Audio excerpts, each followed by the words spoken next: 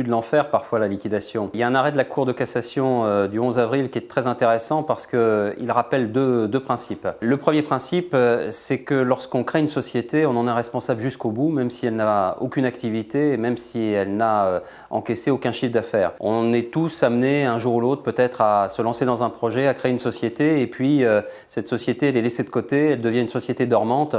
soit parce qu'on l'a oubliée, soit tout simplement parce qu'on la laisse en sommeil pour une prochaine opportunité. Ça peut être relativement dangereux parce que pendant toute cette période, même s'il y a zéro activité, zéro chiffre d'affaires, zéro encaissement, le dirigeant de cette société reste tenu des mêmes obligations qu'une société en pleine activité. Obligation de tenir une activité, une comptabilité et de tenir en ordre les livres de compte de la société. La Cour de cassation vient de rappeler que si on s'éloigne de ces obligations, le dirigeant de la société encourt des sanctions personnelles, c'est-à-dire que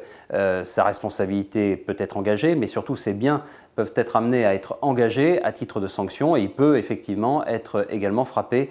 pour l'avenir d'une interdiction de gérer. Une société en sommeil ne veut pas dire qu'on reste inactif. Et lorsque malheureusement les choses vont encore un peu plus mal et qu'on est amené à être placé en liquidation judiciaire ou même en redressement judiciaire, on est amené à rencontrer des professionnels, les mandataires judiciaires, qui sont des personnes qui sont particulièrement susceptibles et qu'il faut savoir ménager, en tout cas avec lesquelles il faut savoir coopérer. Là aussi, l'arrêt rendu par la Cour de cassation le 11 avril rappelle que